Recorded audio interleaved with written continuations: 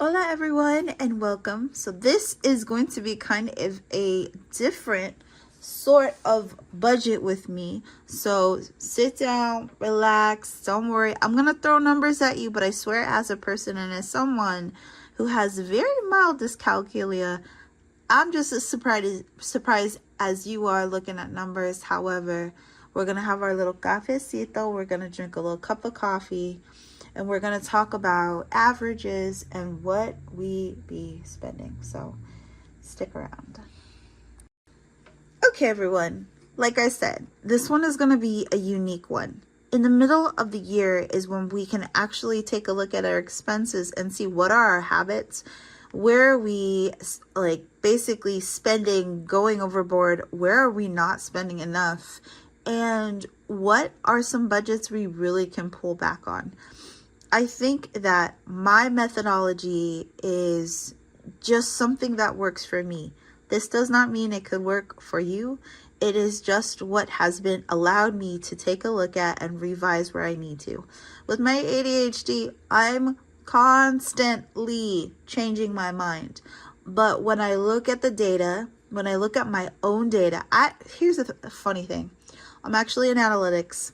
However, I am more of the artistic side of analytics. I think data is beautiful because we can look at it and adjust. And I never really particularly cared for inventory day, but I actually like taking inventory for my personal life when it comes to groceries, when it comes to eating out, all of that. So let's quit the yapping and get into it, right? So like I said, this is my budget planner. This is what I've been using to sort of track everything.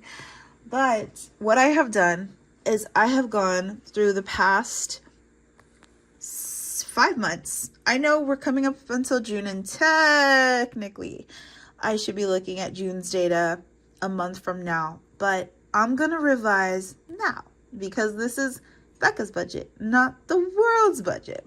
So what I did is I took the main items I know I spend the most on, that matter the most to me right now, and I took all of their totals and divided them by 5 to get an average of what each month was looking like. So what you might see might shock you, but that's okay because that's why we budget, everyone.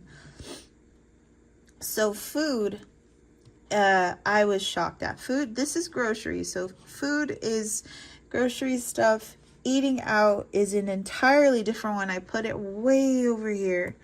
However, what this has allowed me to see is that with food, I'm actually averaging about $351 per month. Now, the last 3 months have been far more expensive. We all know why. I won't go into that, but I did plan for it. So if I wanted to just save $175 per check, I could do that. This would mean missing out on some food items, but this is doable, especially if we need to get bare bones for 1 sec. Gas, as soon as the weather got warm, y'all could see it jump from $35 a month up until about now. Now, mind you, I know we have about 5 more days to go in May. However, I'm already sitting at $92.97, which means that average is $72 a month. But lo and behold, I'm doing pretty good right now. I budget for about $40 per paycheck towards gas. So if we wanted to, if we're being real technical and we're looking at the maths, I could technically go down to $4 less. What does that mean? Why does that matter? I can use that $4 for a savings challenge. I can use that $4 for clothing. I can use that $4 for beauty, makeup, art. And we'll get more into that. Events. Now, I hope that this inspires you, especially for someone like me. I hated math in school. Hated algebra. Hated geometry. I was terrible at it. I will still be terrible at it. But I'm pretty good at looking at patterns. I can find patterns pretty easily. Events, same, lo mismo. The minute I got hot out, guess what? This past weekend, I spent $100 at my local Ren fair. it was a lot of fun. And I actually had a couple of extra dollars from savings challenges that I could completed where I could just enjoy this and pay this off right away. You love to see it. So that said, events are about averaging on $71 a month, which means that $40 a paycheck is going to be ideal.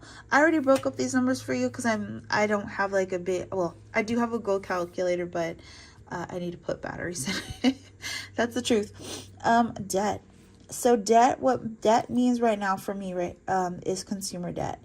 And I've explained this really briefly in the past, but the reason for that is AES, American Education Services, did a charge off for my student loans. I was planning on paying them back, but they didn't want to wait for all that. So because of like, recent events, there's another creditor that has it. I have been reaching out, haven't heard back. So in the meantime, debt is going to mean consumer debt. So all of the debt that I had paid off for BECU, that's gone. So what I was looking at was just what is the average I have been paying down in debt, and that is $963 a month, which equals out to $481. This can just go towards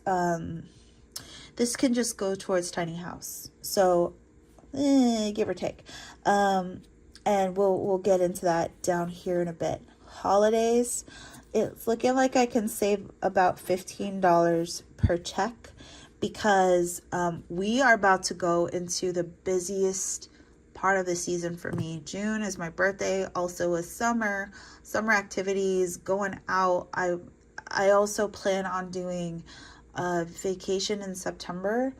I would very much enjoy that. So we'll get into that. Diana is still doing pretty good here. I raised her savings from $20 to about $47 per check, but I know I can do $45 and still be in a good place. Her food and her medicine is not affordable, but it is it's something I can do. It's I think that if I was just in a different place, I know that this would be kind of expensive, but fabulous. Okay, home, I didn't fill out. Beauty averages about $17 a month, $20. This is one of those budgets I'd like to raise. My skincare matters to me. I need to take care of myself externally as well as internally. So I'd really like to amp that up. Same with art. Art is another one that I find I'm only really spending like $24 a month, $12 per paycheck. These two matter to me. And I would prefer more money go here than eating out. And like I said, with eating out, it's not cheap. I don't do it very often. But this month alone, because I went to the Renaissance Fair this past weekend, that bumped up my eating out budget this month to $237. That was a lot. We're doing a lot, Becca. We're doing a lot, Becca. But it's good to know and good to see that if I have a realistic budget, that means that I'm budgeting $75 per check if I want to maintain this. And the truth is that I don't. So I could have that, like bring it from $20 to $45 if I really wanted to, or even $30 to balance that out. It means this is telling me that I need to figure this out, because one of my favorite things from the Budget Mom is like, you can budget for groceries and you can budget for eating out, but you can't really go full hog on both. It's one or the other. So I'm more interested in longevity, but I understand during the summer months, here's the thing, is sometimes your budget can fluctuate, because again, it is your budget. So if I understand that in the summer months, I'm probably going to be eating out a little bit more, I can put a little bit more here into the eating out budget than groceries. So what if groceries looked like, instead of $200 in groceries, it was actually $175, but that means we can take that extra $15, $20 and throw it into eating out. right? That averages it out. So it's not that the money goes away, it's just it gets reallocated momentarily so I can enjoy, have a good time, and not stress about this. I also have ongoing savings challenges now for sinking funds as well, because clothing isn't on here because I don't shop for clothing. However, this past weekend I did end up buying a pair of leggings for a workout, and I kind of had a coming to Jesus moment with myself where I was like, I make far too much money to have holes in my leggings and in my workout outfits. And if you're in the same boat where you have a difficult time getting stuff because it doesn't fit into necessities, I get it. But there is a certain threshold, I think, where you're allowed to make that expense because you make the rules. You make the rules. You're allowed to make that expense, especially it gives you better quality of life, and also allows you to do things like work out, like go out. I bought also this past weekend a new pair of very solid, very good walking shoes. I walk a lot, I exercise a lot, and I want to maintain that without a piece of plastic in my gym shoes poking my heels. So apologies for the rant. However, this is just for folks who just struggle with spending with and feeling guilty about it when it is improving your quality of life in a meaningful matter. And when I say quality of life, I'm not talking about like buying a bag of chicken that, you know, is a one meal kind of thing. That's not what I mean. That's not what I mean. But again, personal expenses are personal, and that's what I mean by life be lifing. All right, so tiny house and emergency fund. This also I would like to beef up because these two are more important to me than eating out. Period. So it looks like I'm averaging about almost $300 per paycheck for tiny house, and $60 for e-fund.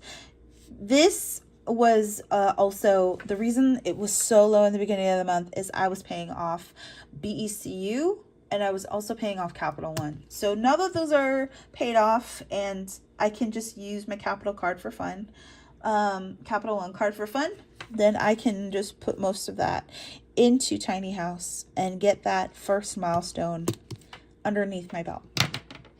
So that's the first half of it. So I'm watching in real time as I do this. One of the most important parts was laying out habitually what typically happens at the beginning of the month, which is normally my biggest bill month. Now, what I'm going to do later is add in therapy as well. Therapy is coming up. And I do hum and haw and go back and forth with groceries because I know groceries needs to be $200. I would love to have that $20 allocated elsewhere, but ultimately it's okay. So quickly before I do this fresh page, I use several references before I write out my first check, before I write out my first budget. And usually what I do is I take the month prior, especially around that date. This time it's going to be in June, beginning of June. And I look at, okay, what did I do the last time? What did not work? For example, saving half for rent for the end of the month was a no-go. It either needs to be out of my account or on like separate in cash, because boy, did I fail spectacularly on that. And so yes, this is why I love looking back in my previous ones and being like, oh my gosh, I forgot about therapy and Audible. But that is sort of a brief overview of how I plan things out. I'll probably go more into detail here in the next week, but I'm very excited for the next paycheck, and things are just sort of moving along. I'll explain why Capital One is the way that it is right now, but that again, that one's gonna get paid off. I will see you all in the next video. I hope that this helped. I hope that you can look at your own numbers without guilt, without shame, and just be like, this is what I need in the month of June or December or September. That's all from me. Thanks y'all for watching. And if you haven't already, please subscribe. This channel is growing and I'd love to hit 100 by my birthday in June. All right. Bye everyone. Adios.